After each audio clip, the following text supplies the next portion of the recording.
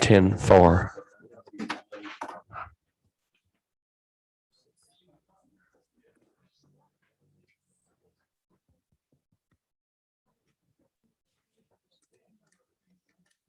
Good. So now we can get everybody in here.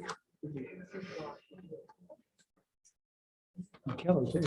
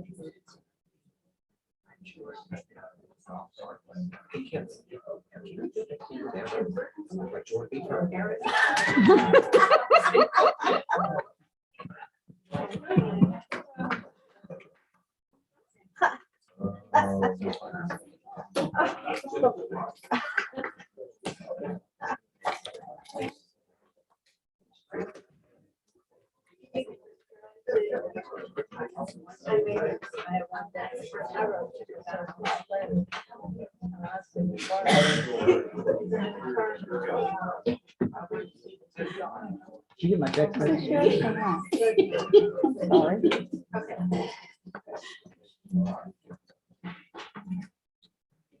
Oh, this is not good. Is it okay? You good? Well, except that we're getting other people up there, even though that's not the speaker. I can shut that down right now. I'm gonna shut this down right now. Yeah.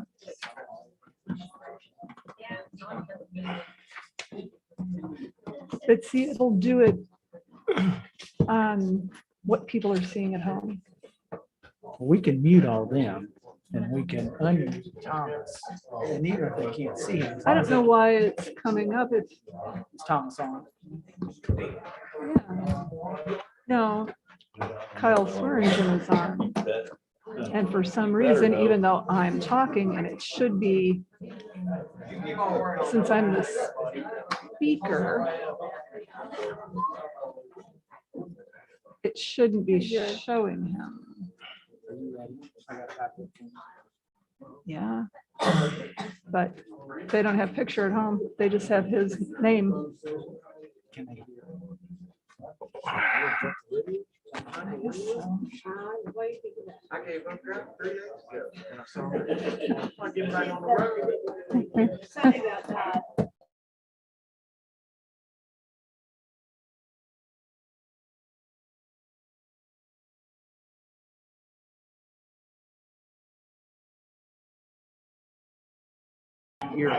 Last 3 minutes. That's scary. I mean, I'm not muted, so it should be showing me. And that was it. I only do that stuff while you. If you want. I'm not giving that. No. Oh. You give me that. Oh. You give me that. Well, you're getting that. I can't really do anything. I don't know. Back up an alley, parallel park. Mayor, we're ready whenever you are. If you want to bang the gavel.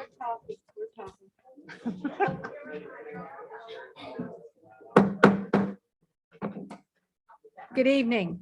I'd like to call to order the Maysville Board of Commissioners Thursday, October the 28th, 2021. Our invocation will be done by Reverend Lease.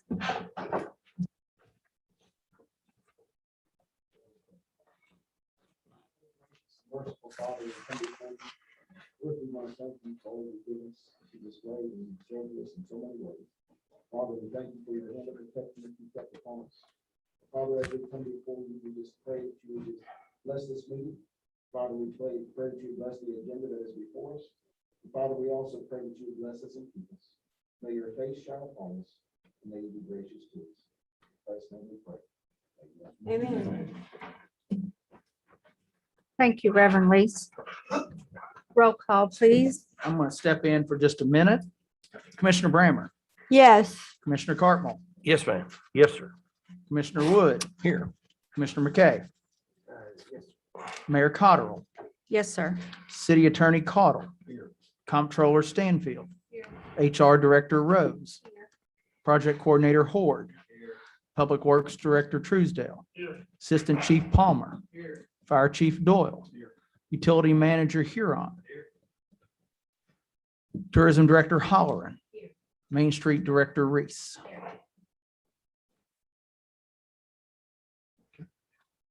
Thank you. Yes, ma'am. Public announcements.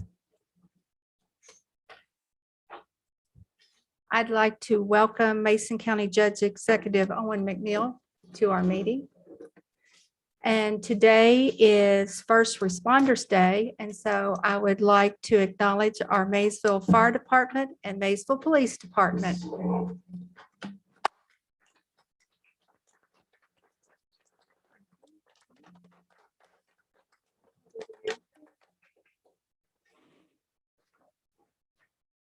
I'd like to welcome Mason County Judge Executive Owen McNeil to our meeting. And today is First Responders Day, and so I would like to acknowledge our. I thought I heard you going at that again. Sorry. It's okay. You're good. Any other public announcements? Appointments to the Convention and Visitors Bureau, Mike Jackson. It's a reappointment to expire in 10/11 of 24. Second. Roll call, please. Commissioner Brammer? Yes. Commissioner Cartwell? Yes, ma'am. Commissioner Wood? Yes. Commissioner McKay? Yes, ma'am. Mayor Cotterill? Yes, ma'am. Appointment, Utility Department.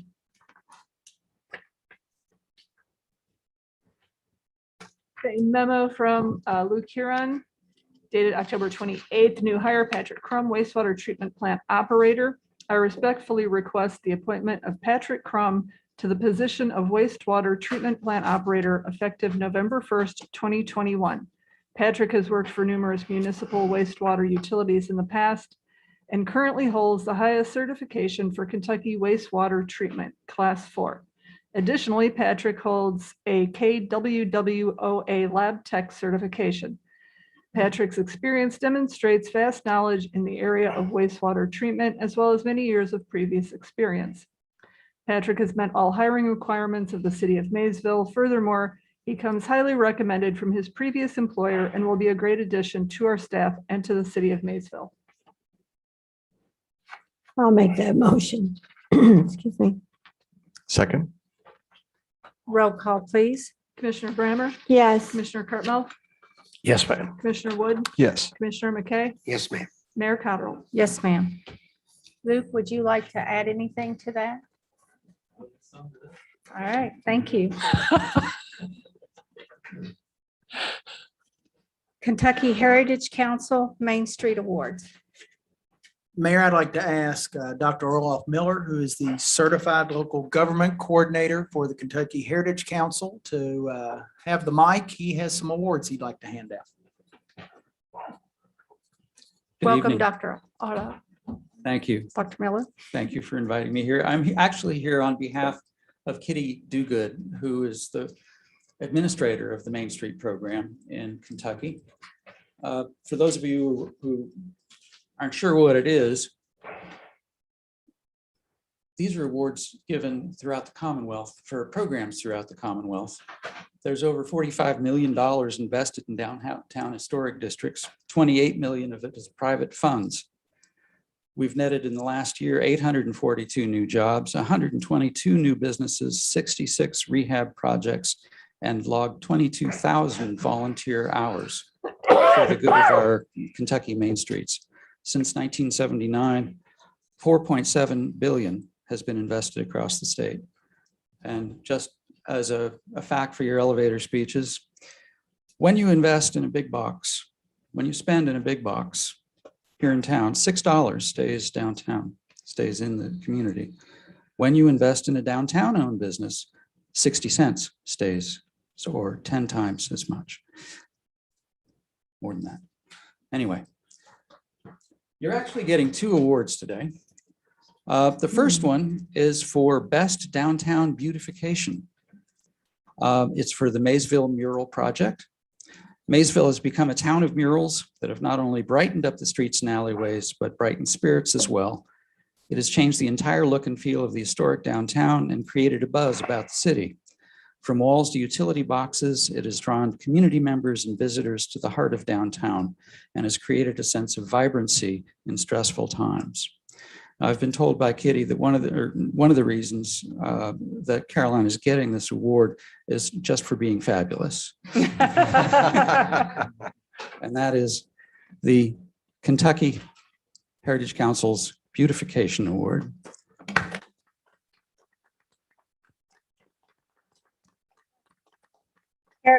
Caroline, come around by Dr. Miller. Let's do this the white way. Thank you. You're welcome. They're not on camera. Here, I'll hold one second. Is that good?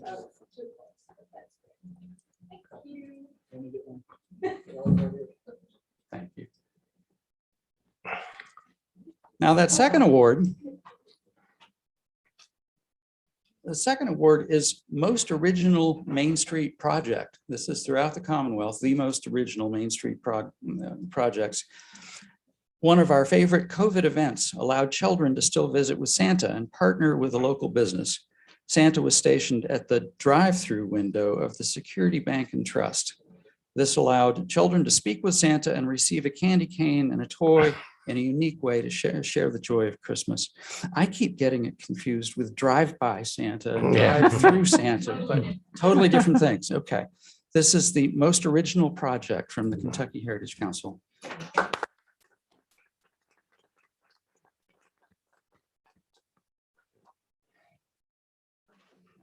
There aren't many of these awards given across the state. You all have a reason to be proud. Thank you. Thank you. Appreciate it. Thank you, Orloff. I appreciate you coming here. And it's only done because of partnerships. That's all. It's because Kitten Gilligan's one of my great Main Street board members, one of many. You all are so supportive of Main Street all the time. He has always been a Main Street cheerleader as well as a director himself. And the people of these awards, especially, I asked Stephanie Martinez to come. She deserved the award, not me. Fiddle Fest is tonight. Her parents are in town. She's taking them to dinner. I said, let me take your parents to dinner and you get the award because she's the one that deserves it. And then, of course, the folks at First Security National, whatever, John, everybody knows John Chamberlain, right? And the great people down there for letting us sort of invade there at Christmas time. So it's because of the town, because of you. I just get to work here. So thank you very much. Great job, Kitten. Great job, Kitten Gilligan. Yeah. Caroline, we were Yes. one of the first Main And Street I said, programs in the state. And anyway, I just want to thank the commissioners who were here a couple of years ago when we almost lost that program. So I want to thank them for their support of it because it's really paid off. Thank you.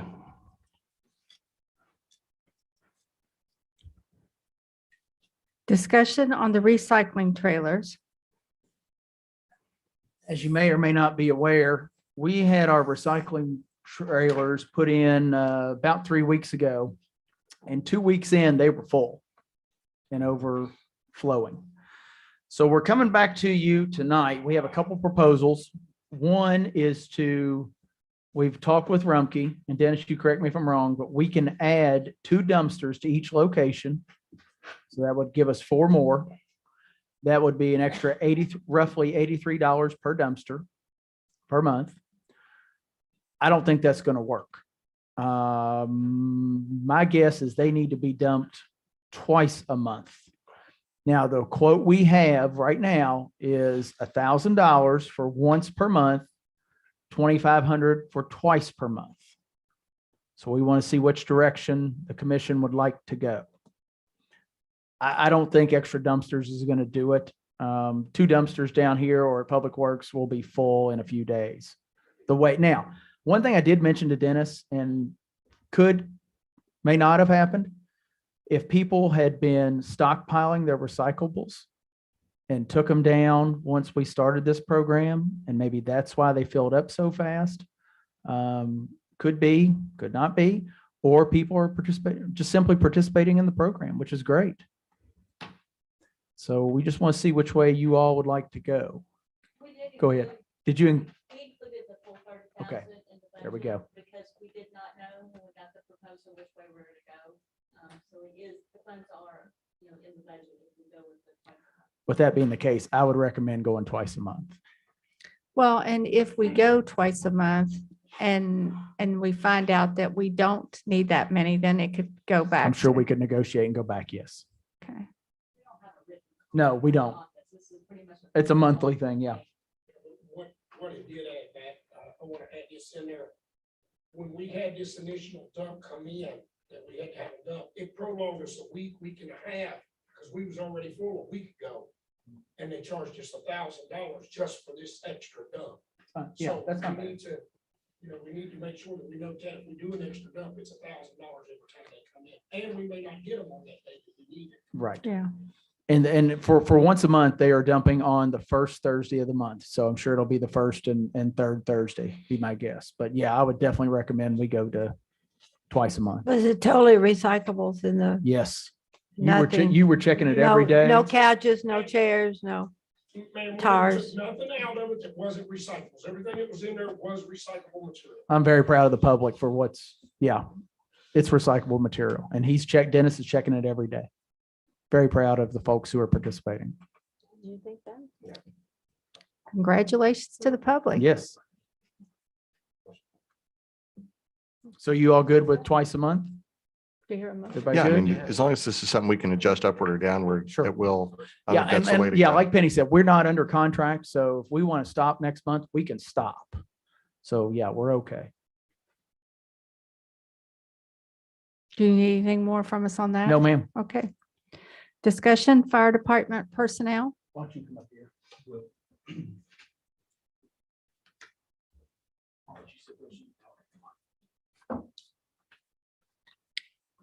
Thank you, Chief Doyle, for joining us. Absolutely. I believe you all received an email from me on Tuesday explaining the premise of this discussion. As you know, we have been facing some pretty serious staff shortages, which is a reflection of a nationwide problem and especially a Kentucky statewide problem. A lot of these shortages are due to the complexity of getting a paramedic license and the limited amount of classes that there are. A lot of it is just based on workforce in general. There's not as much workforce as there was at one time for any field. But it's getting to the point that we are so short on EMS workers in Kentucky that departments are fighting tooth and nail for these workers, and they're going back and forth and obviously going to higher paid departments. And it is getting to the point where some departments are paying so much that even people who are happy in their jobs have to do what's right for their family and leave. So what I have been working on is a new structure that basically changes the framework of our pay scale so that not everybody will receive a raise. I want to open with that. This is not necessarily intended for everybody to get a raise if we put this into effect today. It is put into effect so that they have something to work towards, so that when we do recruit individuals, we can show them that this is the kind of scale that we're looking at. And if you get these types of certifications with the loyalty of staying here, then this is what you could reach. I think it would be a very good recruitment tool, and it would be an absolutely great retention tool. I have briefed most of my staff on this idea, and basically, if you looked at the framework that I sent you, it basically mimics what the PD already does, which there are different levels of police officers based on the certifications they have and the time that they have on. Essentially, we've done the same thing. The difference is we have paramedics and EMTs that work for us. And now we've even dove into hiring firefighters only that we have to send to EMS training. With those three elements added to the complexity of breaking this up into 2 or 3 levels, it creates a lot of different positions, which is why when you look at that framework, it looks a little bit complex. The advantage to this is they know exactly where they're going to be. If they want to get these certifications and they stay long enough, they know what they can be making. It takes away any chance for any administration, including me, to give any kind of biased wages. It's pretty well set in stone, so there's no fluctuation. And The most important thing for everybody to make sure they understand is that if we were to do this, we have to change nothing in our budget. We are low enough on our personnel budget this year already that this is going to cover it and still have plenty of extra funding left over. I even projected all the employees that we have for this year to a year from now, based on what I believe they would accomplish as far as certifications. Even with those totals, we are still under this year's budget, meaning that even if we did not approve any increase, COLA increase or other increase in wages during the 2023 budget session, we would still be under budget under this new framework. It's a win-win. I think it's time to do something. We 2 years ago, we had 13 paramedics working for us. Today I have 6. That's 2 per shift. Safely, it takes 3 per shift to respond the way we need to. So right now, if somebody's on vacation or sick or gone to a class, if I can't get a paramedic to backfill that, they're running what we call a chaser vehicle, which means there's no paramedics on the ambulance. There's one that rides in the pickup truck that chases on every run. Once they contact the patient, they decide if they need to be part of that care. And if they do, they get on the ambulance. If not, they come back to the station and wait on the next run. That's a program that a lot of departments used in the 80s and early 90s when ALS or paramedic service first became a thing on ambulances. It's definitely something we shouldn't be doing in 2020, but it's how we are responding now. And again, this is not only us, it's affecting everybody. There have been multiple times in the last few months that we've made runs to Lewis County and Bracken County because they did not have an ambulance to respond to runs. And we are on the verge of being in that same spot. So we've got to do something. This is aggressive, but again, it's a win-win. It's not costing us any more than what's already in our budget. It's not going to make any change drastically now. We've looked ahead. It's not going to make a change drastically in the future. And I believe it's a win-win. And if we want to continue to respond to 911 runs, it's something we're going to have to do. You have questions for me? Well, I want to commend Chief Doyle and Assistant Chief White. They came in and saw Matt and myself, and they didn't come in just asking for more money, but a solution to the problem. And so after some discussion, came up with this idea, and they went and ran with it and did all this preliminary work. And it's been reworked a couple of times, but I commend you guys for seeing the issue and really working hard at resolving an issue or giving these commissioners an option to help resolving that issue. Thank you. And one thing I will add, although this is not going to cost us any money, something that I have been meaning to update all of you on at some point anyway, and it just never came up in any discussion. But just after our budget session for this year, FY 2022 budget session, I was notified by the state of Kentucky that a legislation had passed earlier in the year that allowed us to receive enhanced payments from 6 major payers, insurance payers. So Medicaid, Aetna, I could list them all, but we basically get a monthly payment that is above and beyond what they pay. That payment is based on the billing that we did in 2019 pre-pandemic. And that'll fluctuate as years go, but these payments have nothing to do with COVID or the pandemic. It's just something that was passed by Kentucky law. It will continue forever. From year to year, they will base it on the years before's revenue and maybe change those numbers a little bit. But right now, we're receiving about $18,000 a month. The catch is we pay back a tax on it, which is about 5%. Penny. So we get $18,000 a month, we pay back 5%. We're still clearing about another $200,000 of revenue that was not even in this year's budget, even though we're already receiving it because we had approved the budget or had it worked out before this was in. Again, that really has nothing to do with this other than it is a little catch-all if it did end up having to. So when you say it doesn't cost any more money, what do you? So it will cost us more money than what we would have been but we're not going to go outside of our budget, which was already budgeted. And the reason that we are saving so much is that 13 paramedics to 6 paramedics saves a chunk of money on top of the fact that I haven't ran a full shift since April of this year. So we're saving a lot of money just because we don't have employees, which is why there's that extra cushion for this year. And again, when we look at the projection for next year, even if they do get these certifications and they move up a level in their rank or in their pay scale framework, we still had enough covered for overtime in this budget because we knew we would be short, that it's even going to cover again for another year. And at that point, we're going to be looking at so many other issues that we'll have to address it then, but it's not going to be a major impact. So what's the maximum percent? It varies. There is no percentage based. It's just, we basically looked at the pay scale, which I sent you the numbers on the new one. I did change that to an annual number so that it was easier to read. But I mean, some will not get a raise at all. Some may end up with a 20% raise, but it may take them 8 years to get it. There's no way to say this is a percent that they're going to get. I mean, it's not necessarily how it works if you look through the paperwork. So are you looking for an answer now?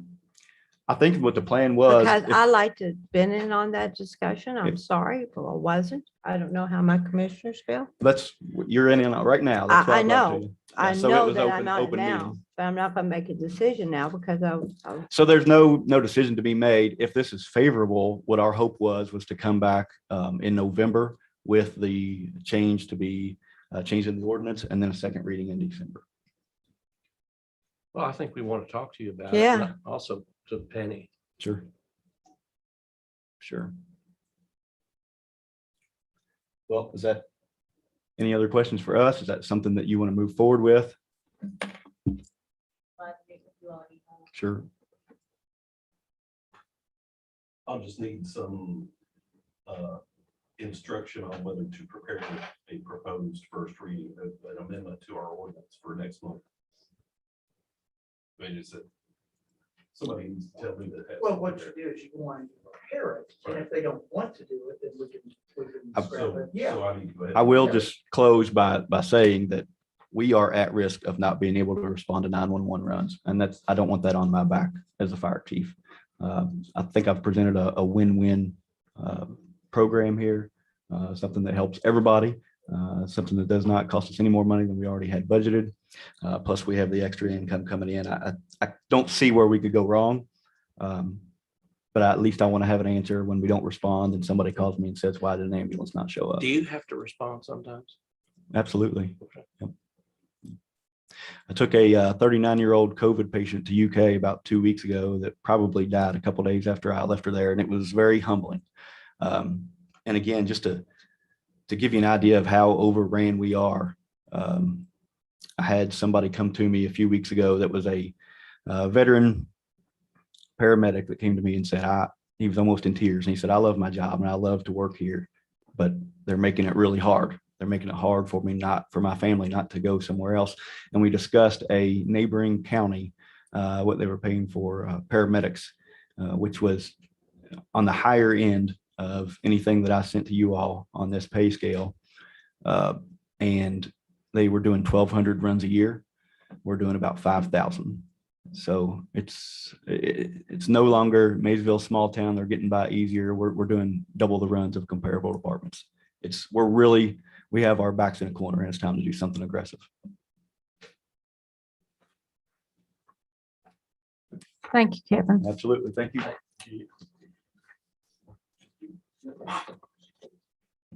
Wow. So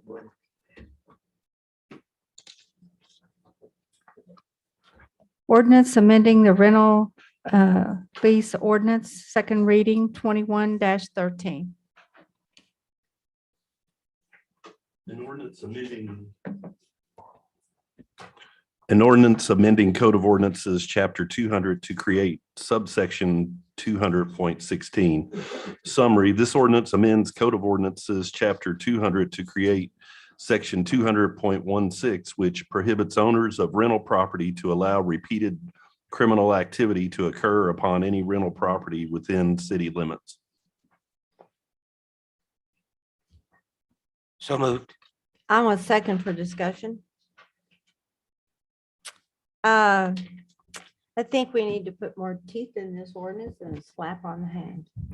I'm just gonna put it the way it is Okay. because we've had our police department go to a certain part of town and they Narcaned the guys 6 times. Am I right, Mike?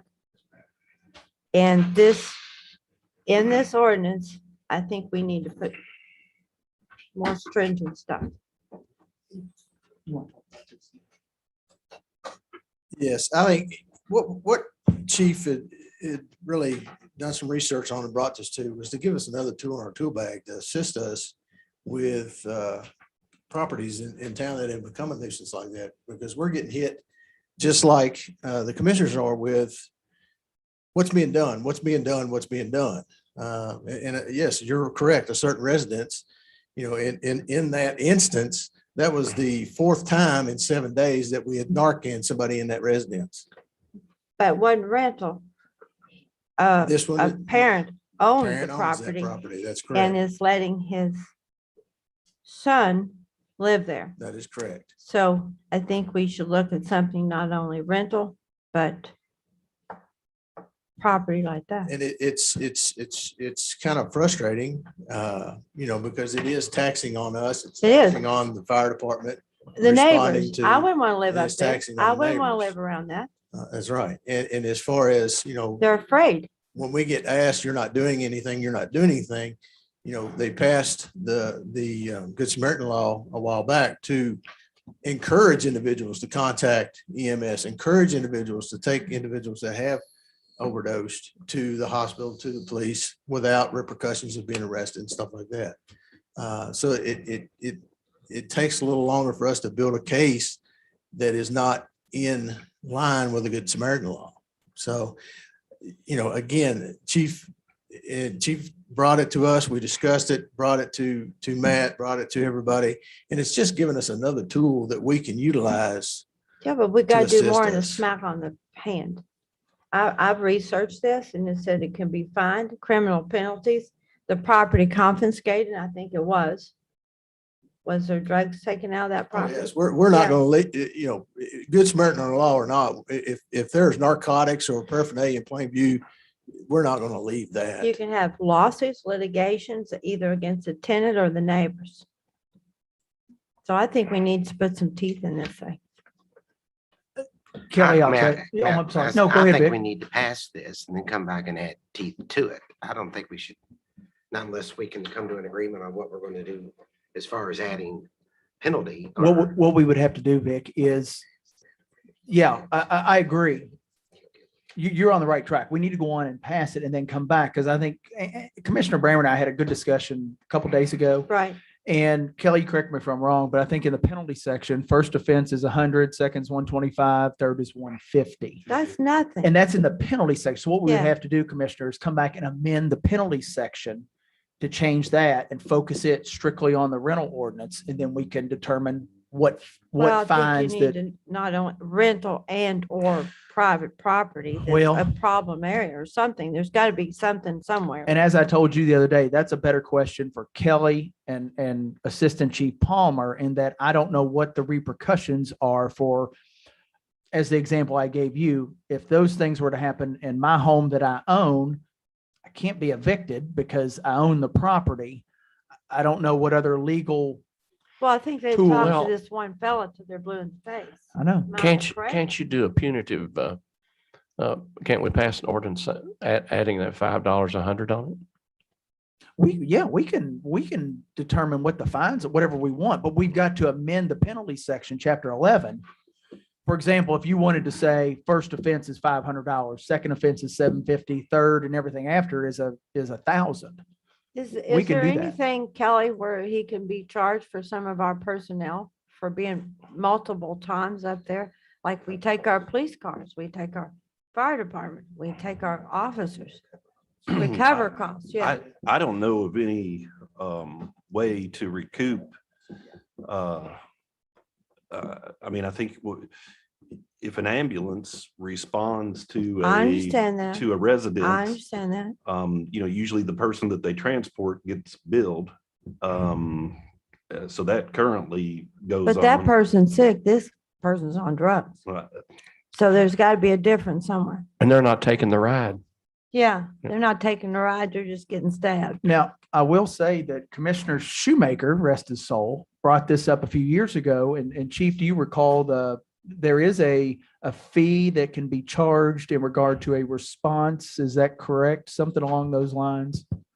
Yeah, so we looked into that. That was mostly on fire response. So it wasn't really considering anything that was repetitive. In fact, we've got a separate ordinance for that that I can brief you on. But what we were looking at back then was basically just, if we respond to a wreck or even if somebody's house is on fire, do we bill them? At the time, they were looking at more of billing if they had insurance coverage, and there were some moral issues that I wasn't really on board with at that time. And when we did a little bit of research on it, there really wasn't a lot of income to generate. So we kind of dropped that. I will tell you, Matt had briefed me that this may come up this evening. I didn't realize we were talking about medical type runs. We do bill, as Kelly said, for any patient that we transport. We also can bill if we give them medical attention on scene and they refuse. So there are a few cases where we may bill for that. I will say, as a side note, we also have the ability to bill now. If we get multiple responses to the same place and they are false calls for a fire engine, we can bill for that. To my knowledge, I don't know of any that we've sent a fire truck, and it has to be a fire related call, multiple times that we've done that. That's generally put in place, not so much for a medical condition, but for a building that has an alarm system that's faulty that they won't fix. So we continue to respond. That's what that's for. Can you bill the property owner? Yeah. I don't know. We can look into that. That's, but again, I don't know that morally, I think we're talking about two different things. If we're talking about responding to a fire call, I mean, it's my personal opinion that we should not bill for a general fire call. I mean, I think our taxpayers pay for that talking about service. this. Right, yeah. When we talk about something When it's repetitive. numerous calls Sure. over drugs. Sure. I mean, it may be something we can look into and incorporate that with our billing already, which is on multiple calls for an alarm. Maybe something we can look into. And Narcan was it about $100 a pop? I can't quote that right now. I could get that number for you pretty easy, but We get, Commissioner Cartman, we get our Narcan through a program through the Office of Drug Control Policy. So when I get low on Narcan, I send an email and request a resupply. And I usually get about 12 units or 12 boxes, which is 2 doses per box. Okay. Thank you. Would you all like us to come back and give you a recommendation on a fine schedule? Absolutely. Something more punitive, yes. So you table this or go ahead and pass? No, it? I would go on and pass. Yes, sir. I would go on and pass it, Commissioner, and then, because it's a totally separate ordinance with the penalty section, and come back and revise that for you.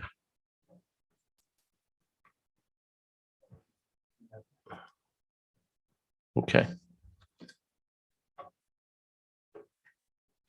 Do we already have a second? Yes, ma'am. Yes. Roll call, please.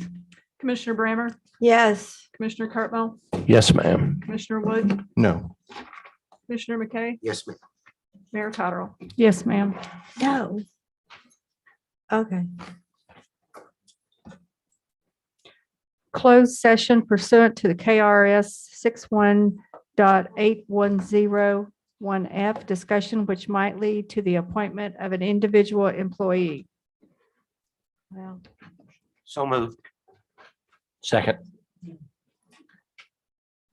roll call, please. Commissioner Brammer, yes. Commissioner Cartwell, Yes, ma'am. Commissioner Wood, Yes. Commissioner McKay, Yes, ma'am. Mayor Cottrell.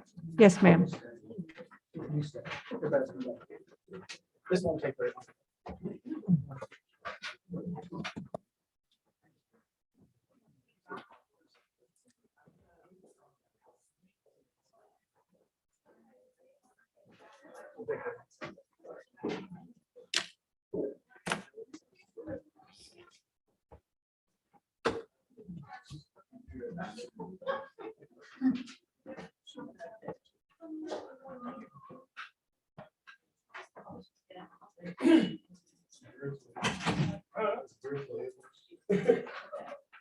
I've never seen Gordon back in night. Okay.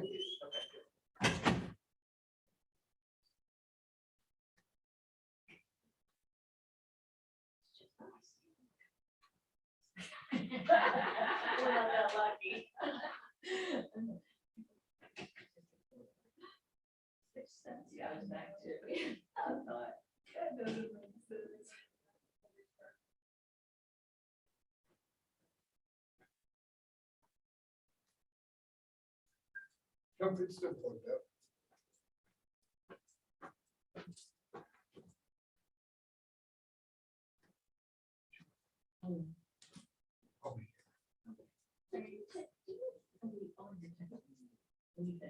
Yes, when I finish one, you don't feel like you need to keep work things or.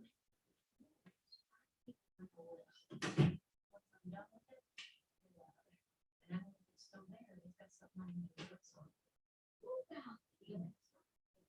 Always goes on, now I can't do those for.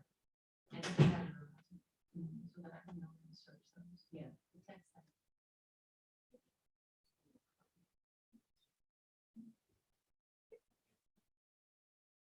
I am, I can pick up my phone, so that it's junk, absolutely.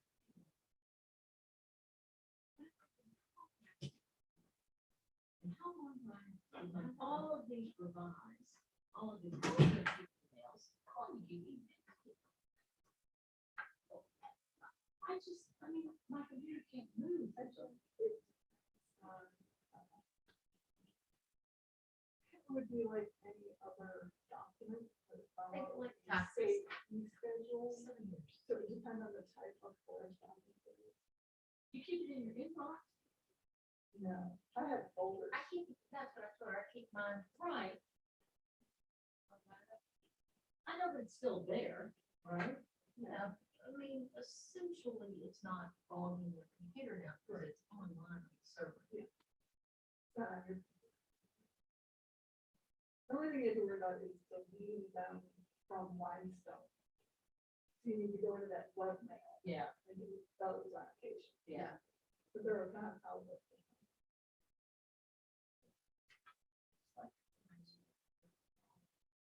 It looks so clean. I know it's. It took you like your little folder. But if I don't do it for a little bit, and then I have to sit down and housekeep. Oh, yeah. Then I'm like, yeah. And for I have to somebody do it who's like never every done week. it. I know, I'm just now asking. I have to do it every week. There's something No, wrong with that's John Stan do it once, Billy, something. I know, you get this, and you forget it, right?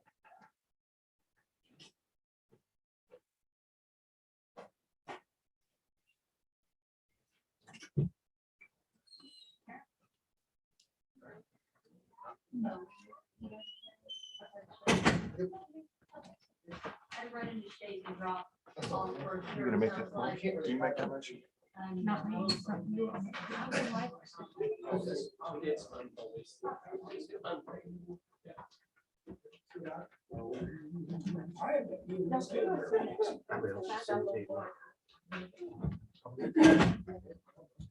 We'll plug this back in after. After we do After the. we do this, yes.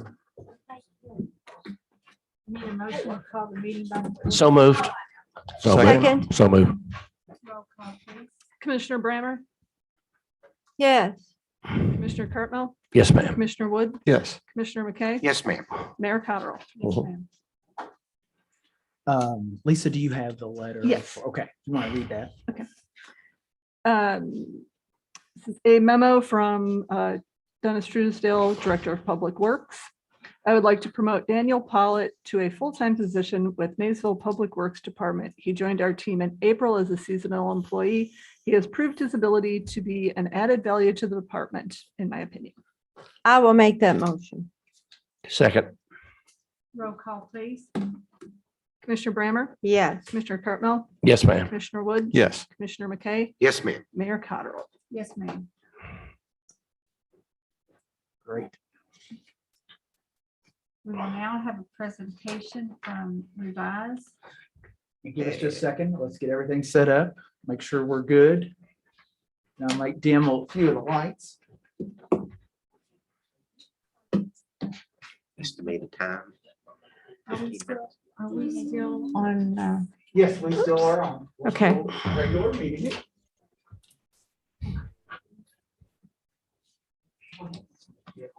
Have to You turn might more give a lights off. little summary, Matt.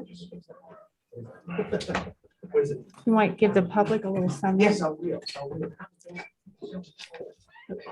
Did you plug that back? I'm going to.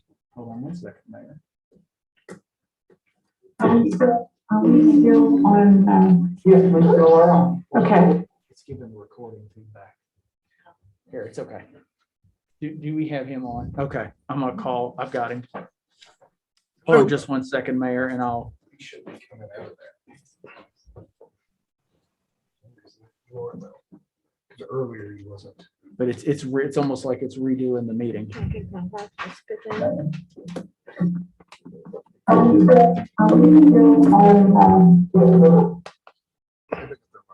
Yeah, off. You have. Recording, Kyle. Yeah. It's okay.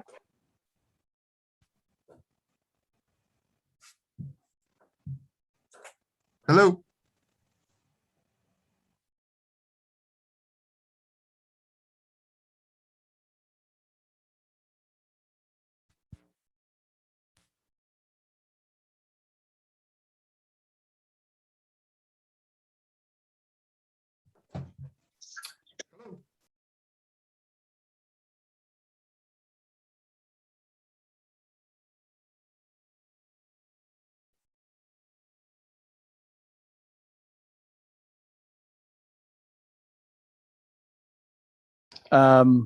Back in the budget session to talk about redoing our website. And we know what our website is like now. It's rough.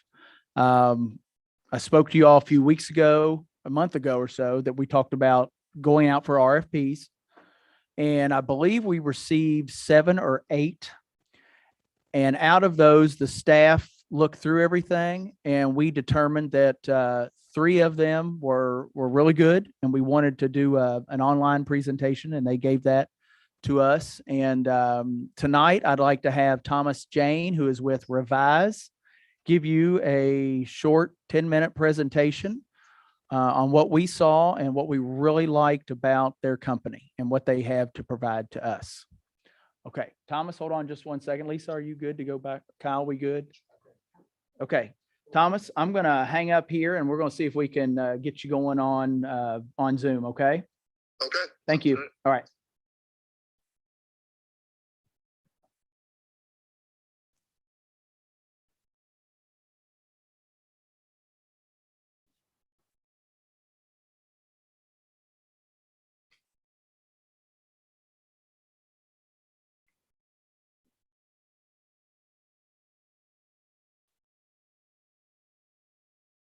No sound from him. Can you hear me now? Yes. All right. Good. Wonderful. And can we see my screen? It should say Revise right there. Yes, sir. All right. And should I just dive right in? Please. All right, folks. Well, thank you very much for having me. My name is Thomas Jean. I'm with Revise Government Websites. We're located up here in Troy, Michigan. And all we do is build websites for government. We've been doing it for over 20 years now, and have closely kind of perfected what we do.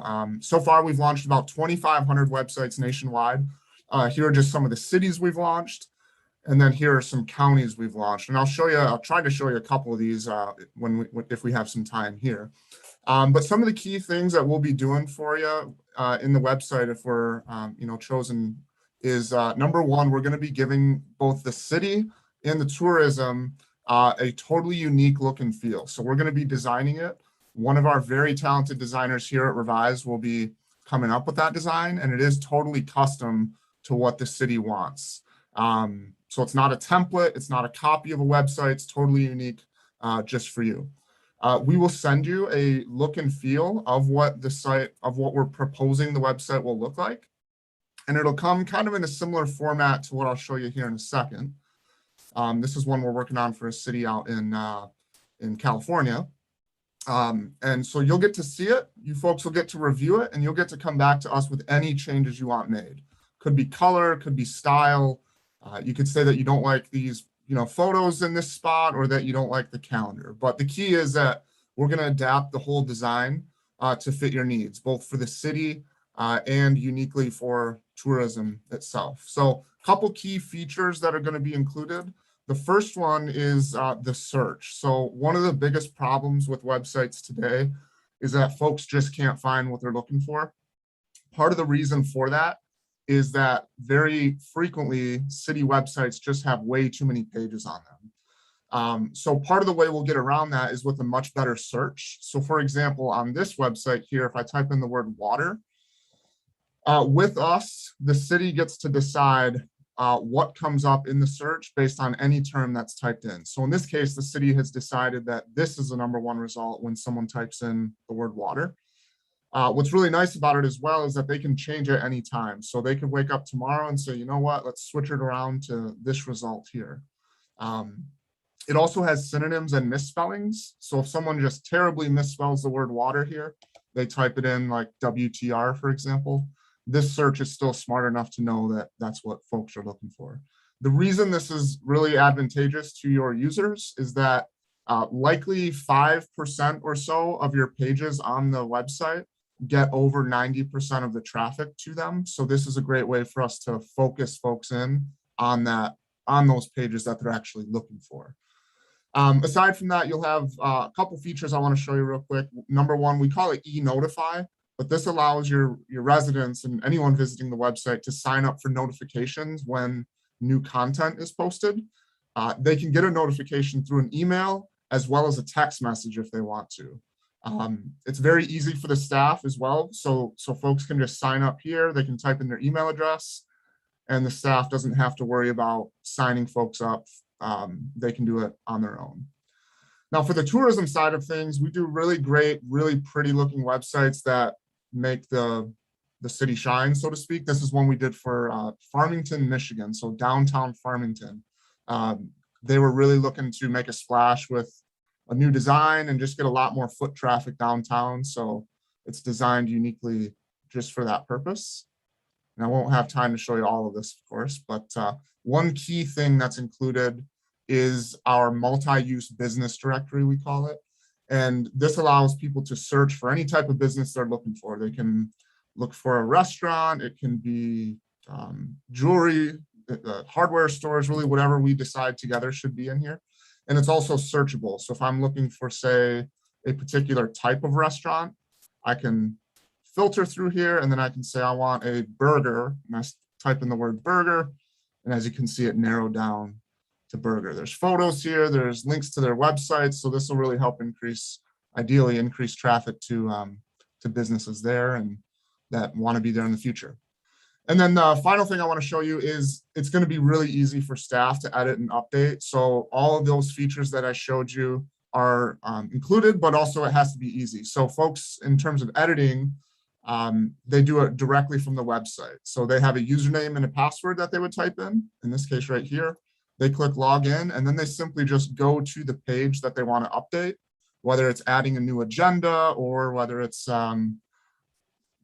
just changing someone's photo or making the photo larger. All they do is click edit page content here. They start making their changes. And then they click save right here. And as you can see, those changes are now saved. Now, what's also kind of nice here is there is a history log. So if anyone using the site ever made a mistake in posting content, they can very quickly go back to something they used before.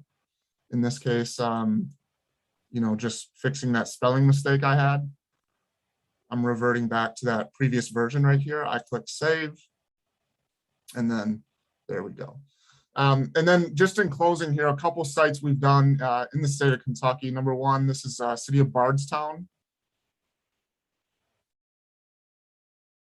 The next one is the city of Ashland, Kentucky. They are actually a longtime client of us, and we're in the process of redesigning their site again. We do provide you with a full free redesign in year 4. So if you're with us for 4 years, the whole site gets redesigned for you for free. So that's an added kind of benefit. So that's city of Ashland. And then last one I wanted to show you today is the city of Hopkinsville. And we can send out these links to these websites for you if you have some time to take a look at them. But those are just the 3 I wanted to show you today. So I'll go ahead and stop talking there. I think I fell within my 10 minutes, but any questions or things you folks would like to hear more about?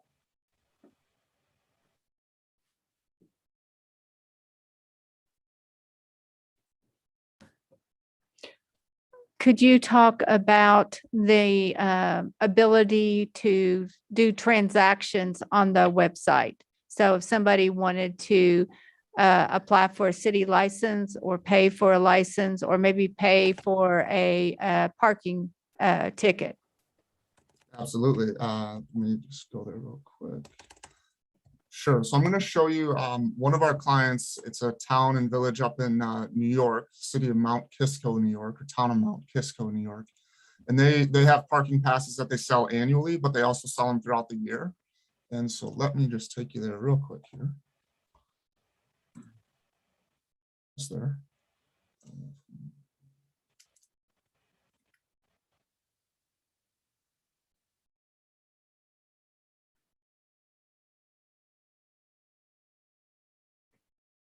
Okay, so what you're looking at here, this is their parking permit application. Obviously, the one we would create for you would look closer to what yours looks like, but basically folks would fill it out here.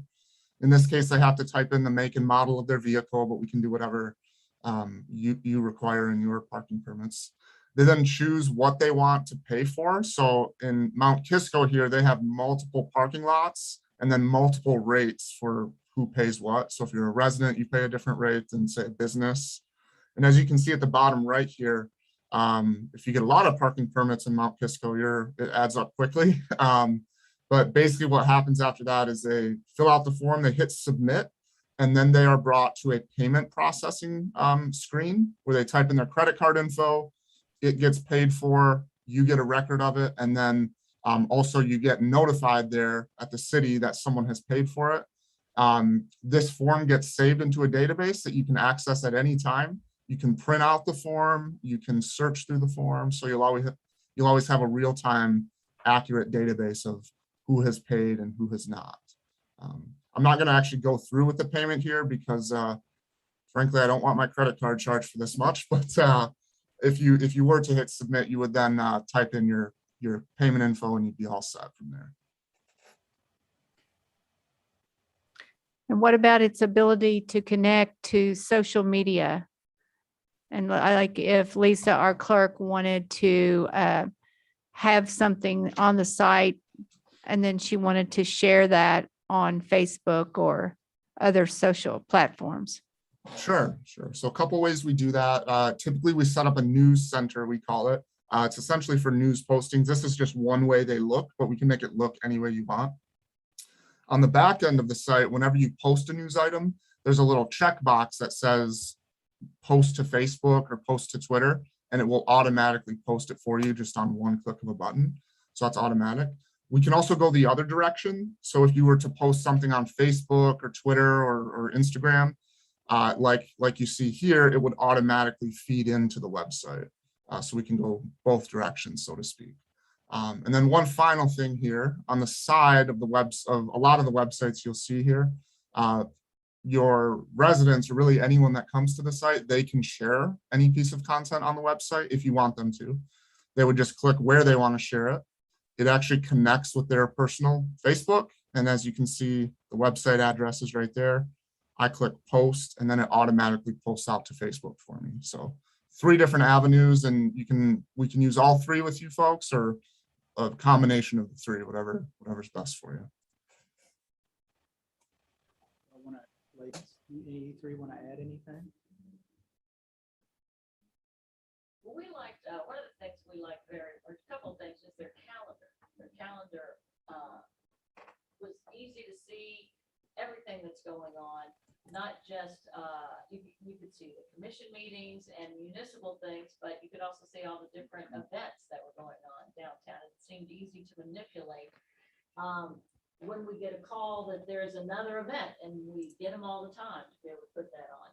And then for Lisa, the fact that you could also reserve different spaces around town, like there at the rec park, she thought that was that would save her some time. And even, if somebody wanted to change the parking lot or, the meeting house out of Washington, there would be a lot of ways people could go online and make reservations for things. I think the big thing to me about, a new website would be the public's ability to get services 24 hours a day, 7 days a week. A lot of people work when we're open. They can't come down to the city. Maybe they can't even make phone calls from work. But they could get online and get a lot of our services that they can't currently. So would they be able to go online and actually, like, if they wanted to reserve a shelter at the rec park, could they actually see if the date they're looking for was available online? Yeah, I mean, I think you can tell me about that too, Thomas, that there would be like a calendar that they would be able to see when things are already reserved and when they're available. That's correct. If you're looking at the screen I'm sharing now, we've got conference rooms in this case, but of course it could be shelters or gazebos. And if you can see the blue dots here, those are dates that have availability. The gray ones are not available. And so people will know what's available and what's not. And if I click a particular date, like November 26th here, you can also select or set the time slots. So it can be different times on different days. I then click confirm. I fill out this form and tell you why I want that space. You can also pay for it. So if you ever require payment for reserving a space, you can. You click submit, and then if we go back to that calendar, you'll see that that date, November 26th, is no longer available there. And this option would apply too for the Fox building to check availability with that. So really like that side of it for inquiries. And then I think a big part, especially with Revise, is that on the back end for the uploading of the website, they don't use WordPress, which is going to save, myself, Lisa, anyone who's uploading information a lot of time. Their user platform is pretty streamlined. And their ability to cross-post in calendars with it talking to social media and Google Calendar, I think will be a huge time saver for us. And I think it's a lot simpler. It would make it easier if department heads wanted to go ahead and put stuff in. They wouldn't have to rely on somebody else to make things, post for them and such. One other follow-up question. So if somebody goes on there and fills out a form, Thomas, what happens to that form once they filled it out to reserve a space? Good question. So it will email a certain set of people in a certain order at certain time intervals, and you get to determine all of that. So here's a quick example. It might be tough to see, but basically a form in this escalation policy, we call it, will email this person, and then an hour later, if this person has not responded, it'll email this person, and then 4 hours later, it'll email this person. So you get to set that whole sequence. And then from there, the email will give them a link, and the link will take them to what you see here, which is a listing of all of your forms that have come in. So I'll just go to this most recent book a room form. And so it tells you right up top the time and date that person has reserved. And then just below that is the completed form itself. And for those of us who like hard copies still, you can always print it. And there's a nice clean print version of it right there too. It would also make it possible for the public to go in and like report a pothole or report a street light out. And those forms would go to whoever, George in case of a street light, or Dennis or whoever. So a citizen could go in and report an issue, like even on the weekend, they could go in there and that's what you're saying. And okay. That's correct. And they can do it on a map view as well, if you're looking at the screen now. And those issues that have been reported, the city can decide to show any of them or none of them or just some of them. So folks aren't repeatedly reporting the same issue that you already know about. And so it makes it very easy. It's very user friendly. By the way, it works. Everything I've shown you and everything we do works fantastically well on smartphones, which is likely about 50% of your traffic to your website today, maybe more, or close to it. So, yep. So they'd be able to fill out a form on a smartphone? They would.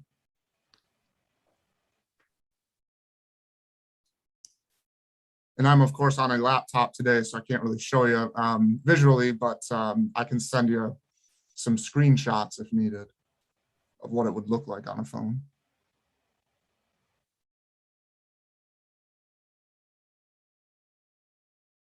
Questions? No. Thank you. It's time to upgrade what we have. It's time to get along with technology too.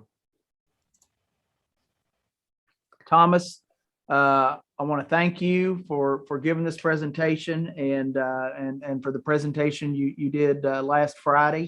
If we have any other questions, we'll definitely reach out to you. And I'd say we'll have a decision made pretty soon. That sounds great. Thank you all so much for your time. I really appreciate it, and have a great rest of your evening. Thanks. Bye. Thank you. Thomas.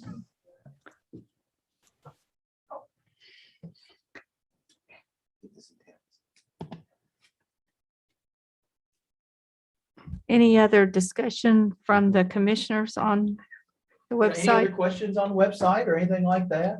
If you were curious at all, I didn't know. I even said, Les, can you say that when he's actually on the phone? You might be curious, and when we saw so many, why we kind of brought this one to you.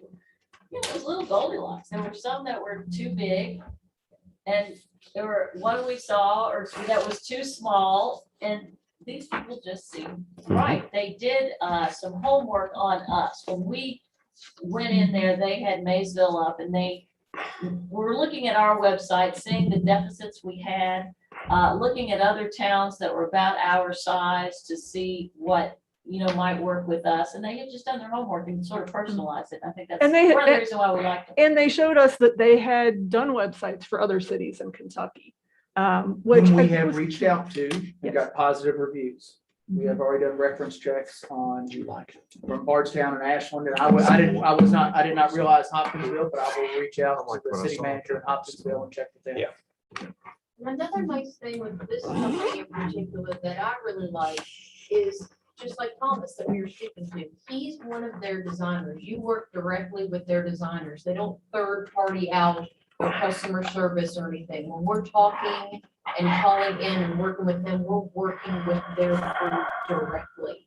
So I think that personal touch, and again, like Carolyn said, being a bit of a, not an overly large corporate company, kind of gives us a better feel, and allows them to see more of what we're wanting specifically. And did I hear him correctly, Lee, that they just do government sites? Yes. Oh, they do.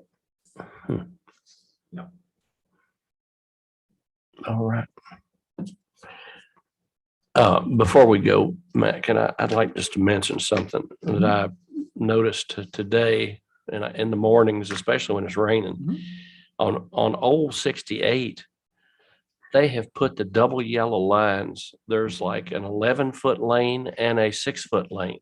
And if you follow the lines, you're going to sideswipe every car that's parked up there. And it goes all the way down to St. Pat's. I mean, people drop off to St. Pat's and they come up the street and there's a car, over the double yellow line. I can contact District 9 and let them know. Yeah. Being- Thank you. Being a state highway, sure. Mayor, that is all I have for you and the commission tonight. Then I will entertain a motion to adjourn. So moved. Roll call, please. Commissioner Brammer, Yes. Commissioner Cartwell, Yes, ma'am. Commissioner Wood, Yes. Commissioner McKay, Yes, ma'am. Mayor Cottrell. Yes, ma'am. Thank you, Lisa.